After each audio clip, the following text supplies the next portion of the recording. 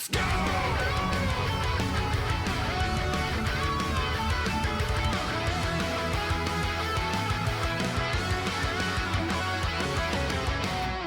What we're doing is breaking down several things in Tokon that I really want to see, that I'm curious how they work and why they work the way they do. So many things are very Arc System Works coded in the way they function and operate. The game literally had like very close to 2M, stand M, jump cancel combos, just like Dragon Ball FighterZ did. And there is like almost Dragon Ball FighterZ smash attacks, right? That leave with big hit stun, big knockdown, all that kind of stuff. With that being said, there is a whole bunch of things that I'm still really curious. All of that is like surface level, but many things are not working in a way that makes much sense and is quite literally the exact opposite and backwards of what traditional versus games have ever done in the past. Like almost intentionally backwards. Let me pull up one of these. There's a moment in this video that I want to highlight and take a look at. It's like right before this, all the cinematic supers.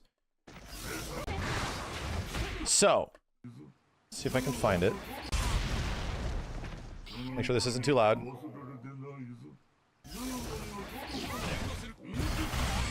Do we know if the beta has a practice mode or lab? It said it had a tutorial mode of some kind. So here we go. The perfect opportunity. One thing that we were figuring out when the game was first playable is that tagging was hard. Like actually getting in your character when you wanted them didn't like really have like a free flowing state to it. Sometimes if you were not in true neutral and you hit like the tag button, it was kind of difficult to get your character in when you wanted to, because it was like we were wrapping our heads around what the game was asking of us, right? But there's one thing that is really fascinating to me. When you are doing a situation like this, lots of assists, right? Whole bunch of things are happening. This game has a unique thing, and the only other game that's like this right now is also Invincible Versus. When you have an assist, it changes depending on hit or block and neutral. There's neutral assists and there is like combo / block string assists. Kind of weird, but I get it. It actually helps. Like this is very much an accessibility thing. It helps new players sort of figure out, hey, if I want to like extend my combo, I can always guarantee that this will be good for that. And it kind of turns everybody's assist into this kind of like generalized forward punch that a lot of folks do, or a lot of characters do, that allow you to extend combos pretty easily. Now, the fascinating part, if we go back to this real quick piece of footage, we're seeing a whole bunch of like neutral assists right here. And we're seeing opportunities for change. You notice how Iron Man, I'm gonna go, can I frame back here, you mother? You notice how Iron Man's change thing is blocked out here. This is what was happening to us at times when we were trying to tag in. The neutral assist would come out and we like sometimes would intend to tag, but it wouldn't. You'd get their assist. And then that assist has to sort of finish their animation. And we're like mashing on assist. We're like, bro, get out here. And when we're doing that, if we did something else or took block or something like that, it would not let you make the tag because that makes sense. So you notice how fast the change goes? This was crazy to us. Like your opportunity to turn, like to get your character to switch was very low, like super low. It goes zip, and you're like, whoa, dude, I just, no, wait. And then they leave and it takes a little while for them to come back, you know, not very long. So this is one thing I really want to mess around with.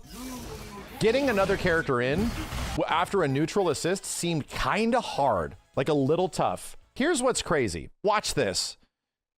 If you were to do something like call Iron Man assist and it collides, our assumption is that if you changed at this point, that change might cost one of the green bars. Because again, let me shrink my ass over here. When you have an assist that collides and like is on hit or block, it sort of changed the property of the assist, and the assist tag in then costs a resource.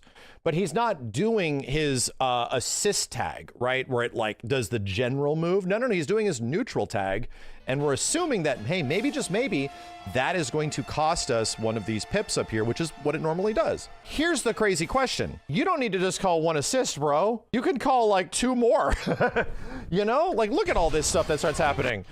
I could have eventually brought out multiple assists at one time. If I choose to allow the last character to come in. So the first assist hit, and then the next character came in. If I tag in the next character and that assist hits, does that still cost resources? That was something that we were sort of like floating around when we were talking to Cloud805 a few days ago in his chat, because these are a lot of weird situational things when you stack on these layers. Yeah, normally this costs a resource, but what happens if you call the other assist and then tag? Does it still cost the resource? If that's the case, then that might allow for a lot more interactions of neutral assists to work a lot better than some of the immediate, very easy to use sort of like combo extension, block string extension assists, you know? So that is one that is like big on my personal Mythbuster route. When we get into this game, I want to see how free flowing and how much time do you really have to tag after a character's assist attack. After this thing that Iron Man does, because it's super short. Like it looks like it takes a long time, but the amount of time that you get to do it felt very weird. So I want to mess around with that a lot, but I also want to layer those assists on. I want to see if you do one and then the other and then the other, does it allow you to possibly like circumvent the resource? Another one, this moment will almost completely change the way that offense and especially defense works in the game, because it also is very similar in Invincible Versus and has a huge effect on that game. So check this out. After this combo, we see Iron Man block something, and he does the traditional sort of like alpha counter. It's called the crossover in this game. But check this out. Spider-Man comes in, does like a DP of some kind. The player, the control goes back to the player, and the player does a special move, does like a beam. Okay. The beam picks up after the alpha counter. And as that happens, the other player does tag and brings in Spider-Man after the friggin' crossover, allowing Spider-Man to get a combo. This is turning a defensive situation that normally would only get you a get off me alpha counter into a get off me alpha counter. Now I'm gonna blow you up. You know what this reminds me a lot of? Although it's a bit simpler in games like Marvel vs. Capcom 2, you do an alpha counter into Cable. And he comes in and does like Scimitar. If you have the right assist, he does Scimitar, and you cancel Scimitar into Hyper Viper Beam. For the cost of like meter, you've taken a defensive situation and turned it into, I'm gonna kill you. I played a bit of this game, and not every character had a Spider-Man assist, dude. Maybe that's unique to Spider-Man. I don't know if this is. It would be crazy if this is a character specific sort of thing, but I definitely remember alpha countering and then it pushed them away and they would knock into the air, and there wasn't much opportunity to pick up for a combo like as well. There wasn't a ton. Might be a thing that some characters get, but it also might be a thing that's situational, where you really got to figure out how to, like, you don't have to do this move with Iron Man, you can do something else, but your time to tag into the alpha counter character, dude, that's gonna be quick. To me, that's actually like awesome. The only reason this couldn't be awesome is that it might end up being really specific to some characters, like a Spider-Man only thing, meaning that you almost have a season 1 Vegeta from Dragon Ball FighterZ and he's just on everybody's team because nobody could super dash through projectiles yet. That could be the case, but I would like to think that a lot of the characters will have the opportunity to alpha counter in and with proper synchronization pick up for a full combo and do something just like we're seeing right here. Because that's really cool, dude. I actually love that aspect of the game, taking defense and turning it into one thing. However, this gets 3 layers deeper. Hypothetical situation. You know how you see a lot of people when they're playing this game in the early footage? They do like a block string into special and they bring in the assist. And the assist allows you to just continue more block string pressure. This game does not have a push block, dude, so it's kind of hard to get people off of you. And then you have another assist and they come in and do more block string pressure. Like, my question is, if your team only has like 2 or 3 characters and you've utilized all your assists, here's where crossover is interesting. If you start doing crossover too much, Reflect. They can stop it. Crossover reflect can like nullify the situation completely, but a perfect crossover reflect will literally, they call it disassembling. Becomes a perfect reflect and triggers a counterattack. Right, it disassembles the team. You see how in order to do that, you have to bring out an assist character? Well, what if you were sort of like using your assist character before that and they weren't immediately available? What if in this situation, the crossover happens and I'm bringing in my assist character? If they come in at the same time and you also counter it, does it prevent the other assist from working? It's a hard situation to describe until you get into the game, but These things happen a lot. Yes, you also need the green gauge at the top. Like, this is also a necessity. Obviously, the counter is in this situation, but I'm wondering if, like, you're getting assaulted by, like, huge block string. I'm sitting here eating this big ass block string from my opponent. Every single character is doing something to me in this block string. If I alpha counter and it hits all of those characters, is that guaranteed? Is there no way for them to counter it at that point? Because you've used all your resources in attacking my ass, dude. I want there to be almost like a get off me situation where you used everything on your end. You used all your assists. They're unavailable. Now you cannot reflect my crossover. You know what I mean? Feels like they should be wide open for me to take advantage and do my big Spider-Man combo now because, hey, stop bum rushing me, dude. Like, you ran out of resources, so you should not have access to that resource, even though, you know, there are multiple resources required to do this stuff, which is the characters being available and the pips. Assist and light while blocking. So that's something that I'm super fascinated by. That really changes how many times you're going to be using these resources, how much you want to use them. So I want to know if there's like a limit to this where I have a counter for it. I'm going to alpha counter. It's going to hit all your bitch ass characters and I'm going to pick up with Spider-Man and I'm going to get a ultra Merry Christmas. It's going to be the turn of the century. That's what we're going to call it. You get all 4 characters in a combo and that's a turn of the century, bro. Getting cooked now. So anyway, that's another thing that I'm very curious about. I'm super curious how that entire crossover aspect is going to work, the alpha counter of the game, because it felt very weird just doing it to get people off of you, and then it would take 1 pip and then they would counter it, and if not perfect counter it, but you can also like mash against it. The weirdest part is that if you wanted to like perfect counter somebody like this, if you wanted to do a crossover reflect, even the perfect one or otherwise, you can just mash. It's just a lot that you have to eat, and these assists tend to come back relatively quick, even though on block, all these things are costing resource. All these characters that come in even on block are going to be taking pips and stuff. It did. It did. It took a pip when they came in. So that makes sense. That's what I'm very fascinated about. I want to know how the hell that works, because that's going to change a ton of defensive aspects to the game. I also am very curious if maybe we just like missed it. Can we in any way combo or mid string use neutral assists? Because a reminder, there's like combo block string assists and there's also neutral assists. The combo block string assists are sort of homogenous, but the neutral assists are super unique. They also change depending on the slot. They're different for every single character. It's like, wow, there's a lot of variance you can have here, but you have to be in neutral for this stuff to happen. So to me, I want to know, is there any way that we can do that stuff outside of just specifically only being in neutral, right? Is there a way to call these things with block string still happening or hit stun still happening where it doesn't like take the resources? Even if it does take the resources, I think I kind of want to do a crazy big assist like that one with Doom you just saw. This is one of the assists he has, which is the laser, right? You can't naturally do this if you do it mid combo or mid block string. You can't just like, you can only call it out when you're in actual neutral. It seems like they're not from the first impression we got, but I'm thinking that maybe we just didn't get to investigate it that much, and maybe just maybe there's a little bit more to it. Press the assist button or assist and forward to summon your ally in the first slot. Press down. So these are all the neutral assists, right? When the character is not attacking or you're not having the opponent block, these are the assists that come out. And assist to summon your ally in the second slot. And press back and assist to summon your ally in the third slot. Right. You can also swap with your ally character by holding the assist button when calling. And this was the part that was odd. In this video, it happens really quick. Ally in the third slot. You can also swap with your ally character by holding the assist button when calling in the ally. Yeah, and she pops in just like really quick and naturally.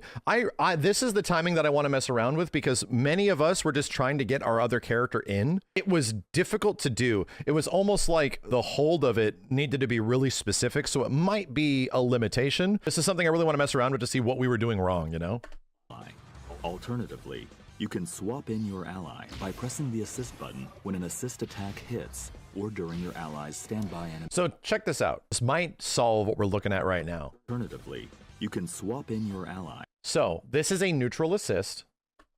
by pressing the assist button. Hey, man, I think we might have almost answered this one right now. It allowed her to tag without taking a resource. I think the difference is timing. And that's what I want to figure out is the timing of this because it went by so quick.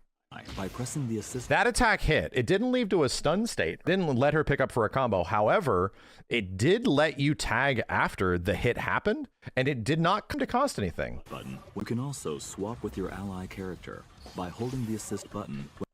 So yeah, and then here's where it gets a little bit deeper. Check this out. This is where like the order of operations compared to tag games is different than most. Alternatively, you can swap in your... Cap has control here. All he did was call Captain Marvel like a second ago. Captain Marvel's bullshit hits, okay? What if Cap did something here? Threw the shield that bounces him back and then tagged into Miss Marvel? As she was over there, she actually gets to pick up for the juggle. Does that mean that that's gonna cost the resource? This thing right here, that feels like that should work. But again, the order of operations is weird. You would think you would just tag into her and go into her and it would work. But actually you need to go like assist back to the character, back to assist, you know? Assist button when an assist attack hits. So to me, that's fascinating. Like that is genuinely different than the way the majority of fighting games sort of operate. There's some stuff like that in like Power Rangers, some stuff like that in BB Tag every once in a while. Or during your ally's standby animation. If you've summoned multiple assists, you can tag in with the last ally. And then here's the bigger question. Here's where it gets crazy. If you've summoned multiple assists. If, let's just say this character, let's just say Star-Lord didn't do that. Let's say another character ran across the screen or something and then just didn't do their assist. What if you like tagged them in? If I tagged in Star-Lord and she hit the attack, does that cost anything? Because now we're stacking on like assist to assist to assist. So there's like 3 layers that are happening here. Is there any brain off cool shit, less resource exchange and neutral? That's what I mean. When we're tagging all this stuff, it seems like a lot of the tagging is going to be taking these resources from us. So it only allows for so much. What I'm saying is that that's like the surface level. What if you mess with that order of operations? How does it change? To me, it seemed like neutral assists are good, but they just felt like you kind of spam them out when you get access to them. Maybe that's not the case. Just because of the neutral assist lands, then maybe, just maybe, you get to do a free tag off of it. Into a combo, dude, that might be huge. Tag in with the last ally called in. A tag cannot be performed if either your lead character... And this was, yeah, this was also happening like on block. So if your character was blocking, it sort of messed with it, even if they were like jumping and flipping and doing all this stuff. I've already seen several things in here that leave me very curious. Also, to give highlight to Gimmer's video, Gimmer made a great video that is going over some of the combo mechanics. I'll review this a little bit later in terms of like the entirety of it. There was one really interesting part in here. Shout out to Gimmer. His channel is down here. Yeah, Gimmer almost confirmed something that we were asking about, and it was, do auto combos take away from the combo limit gauge? Are auto combos, when you mash like one attack over and over again, are those effectively non-incentivized? Do they want you to use regular combos to extend combos? Our presumption was likely yes. It seemed like auto combos were filling it up, but I think Gimmer did the math. As far as I can tell, the wall splat mechanic is the only other thing that removes 2 stacks from the combo limit gauge. And it's this big smash attack that happens, this boof move, you know? Literally looks like a Dragon Ball smash. Has it. This attack does a lot of damage and puts the opponent in a spiral, allowing it to pretty much easily combo into anything. The most important thing about this move, though, is that it adds 5 stacks to the combo limit gauge. Yeesh. That's right, 5 stacks. And that's good. That's really good. A lot of people testing the game at EVO said they felt like auto combos were really strong, but I think it's obvious this specific mechanic was put in the game to make them much weaker since it obliterates the combo limit gauge. Absolutely. Auto combos are going to be all over the place. And here's the thing. Auto combos are kind of strong, dude. If you hit an heavy auto combo against anybody, it's doing like near 50%. If you just mash H and you have the resources, you have the meter at the bottom, mashing H ends up giving you a shit ton of damage. So it's not like they are necessarily really bad combos. I think in the long term, they will become bad combos, but until the game gets figured out of how you actually optimize some of this stuff based on the combo meter, based on what hit lands, dude, it was still leading to a lot of damage because ending with a level 3 auto combo or not was a lot of damage.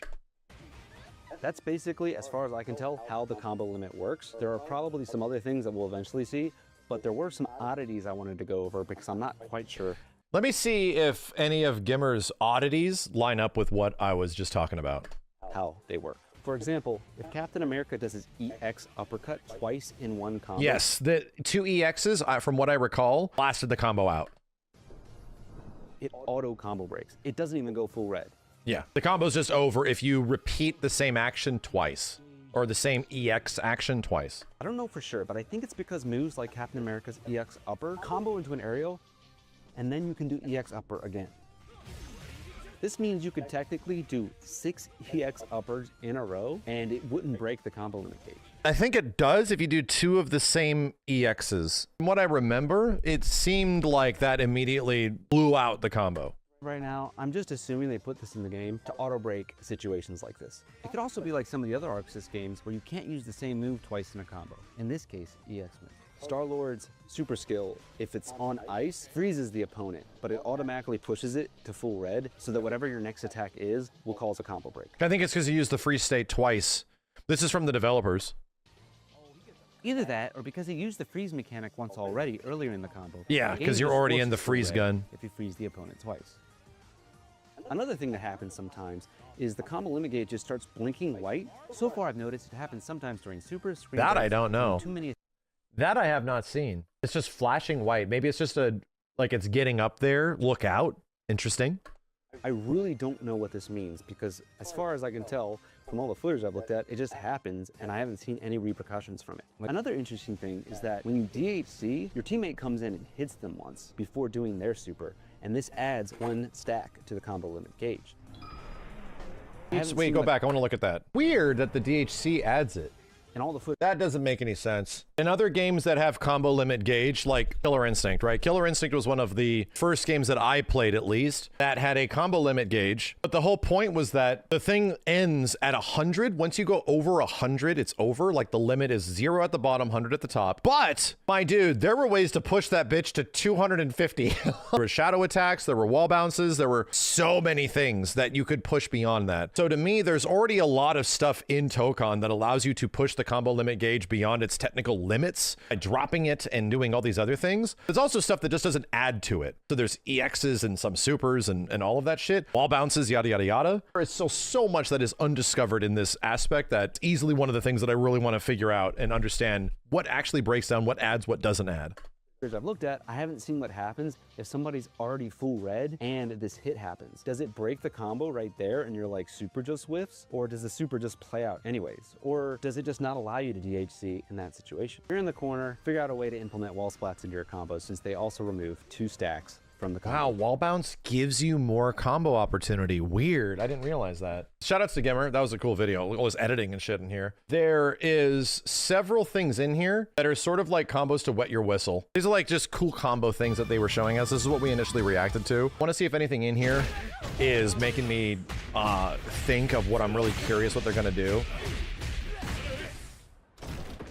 So obviously this is a big one. Using unique abilities and using character traits to actually extend, and if it's worth it. Is that worth it to do that? You know, is these are cool looking, but is it worth it?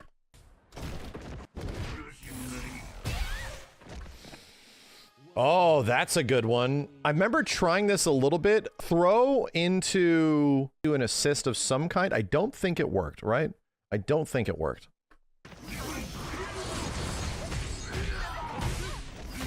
Yeah, okay, so here's a wonderful thing that talks about the order of the operations because it's like backwards, right? Action with main character, into assist, back to main character to do the unique action, back to the assist to pick up for the combo. Cool, I love it. I freaking love it. I think that's stuff that I'm curious about, even this shit on block. Like, how does this stuff work on block even? Does it lead to even other crazier routes that you can figure out? This ended up doing a lot, too. Not a much. It's like 25%. But, you know, not much resource. It's very cool looking, dude.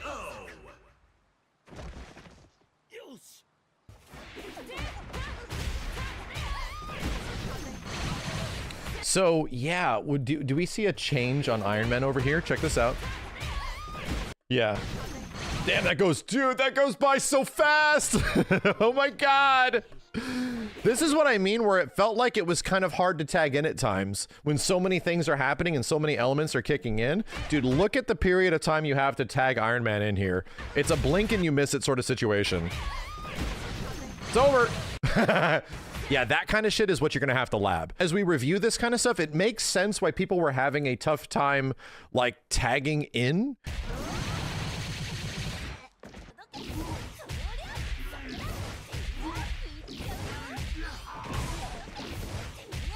So yeah, Gimmer also mentions this one cool thing here, that every hit sort of acts like a stack.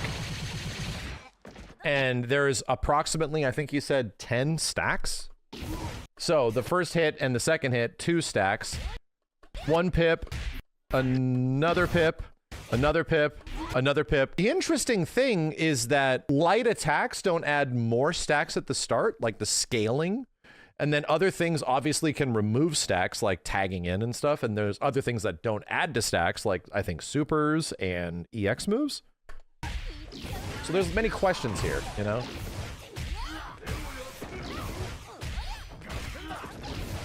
And this is just obnoxious, right? This is just showing how far and how crazy it can get because, chat, this is absolutely uninterruptible.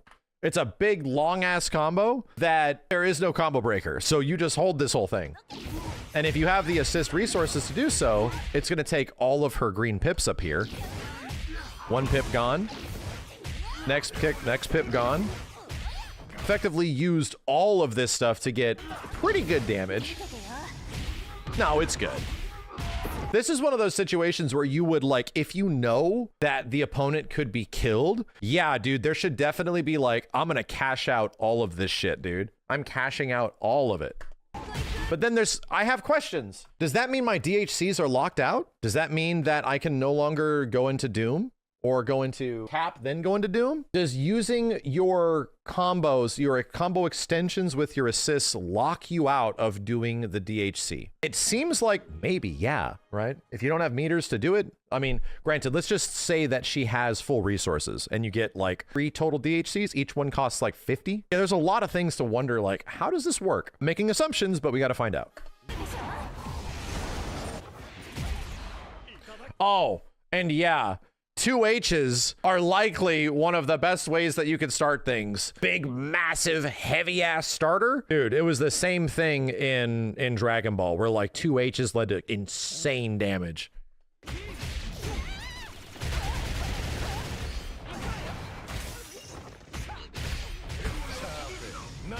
And here's that situation that I was talking about. You watch these combo extensions, chat.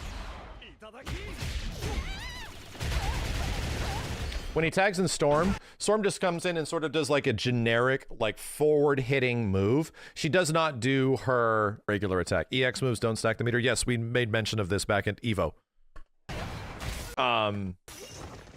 Same thing for Doom here. The characters just come in and do a generic attack instead of their neutral attacks. I really wonder if there is any way that you can somehow fit in mid-combo characters' true neutral assists, like their assists that they do, like that aren't the generic ones, you know? Well, EX moves for combo extensions are good, but reminder, EX moves take up your super bar. They take up 25. You do 2 EX moves, that was a whole super, man. That's a big trade-off. Depends on which EX moves are going to be good. It's going to really come down to which one's hit enough, that has enough hit stun scaling, all that kind of stuff. And here's the thing, if EXs end up being predominant in the game, if EXs really are the way to big extend combos, I don't think that's particularly great, because what does that lead to? An MK9/MKX problem, where all of your meter is used on either breakers or EX moves, because they're way better, and no one ever sees the X-rays anymore. There's no more room for super enders, yep. So again, I think they'll be good, but I don't think they'll be that good. So there's many things. Just by reviewing a few notes and checking out Gimmer's video and having the few things in my head that several Marvel heads like Cloud805 and many others are just wondering, how does that work? Marvel Tokon's a game where it seems like, to me, this game is an iceberg.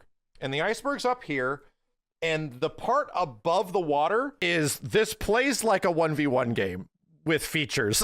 And then you get several layers deep and it's like alpha counters using the tag system in a weird way can actually set up combos. And then many layers deep, actually the game really is a super big team game. It's just the team aspects of the game are not as necessarily accessible, which is funny because most team games, what do they want you to do? They want you to tag like crazy. They want everybody to be tagging like crazy. It kind of looks like, yeah, the 7-layer dip of Tokon, tagging isn't inherently going to be a thing that most people want to do. That's a crazy balance because so much of the game is going to boil down to every single person wanting to play it their own way. I think they are heavily having to balance a game that allows you to play at 1v1 and that is still good. The thing that I'm really hoping for is that 7-layer deep dip. There's truly some unique stuff with team organization because if anything, the team organization seemed disincentivized because when you were tagging and bringing in your characters and stuff, guess what happened? Your order gets all jacked up. Like the order of operations, Doom doing this assist, Star-Lord doing that assist, like all these things, all these characters are flipped into different places and all those assists do different things. So Doom's no longer doing the assist he should be doing by the end of the fight. You know what I mean? That's the part that seems like really cumbersome, where if you tag too much, you just have to like, oh God, by the end of the fight, my team composition is fucked. Now I have to like make it work. You know what I mean? An interesting aspect, but it seems like an unnecessary one that most characters should be able to do the assist that you want them to do. So I'm wondering how you resolve that, right?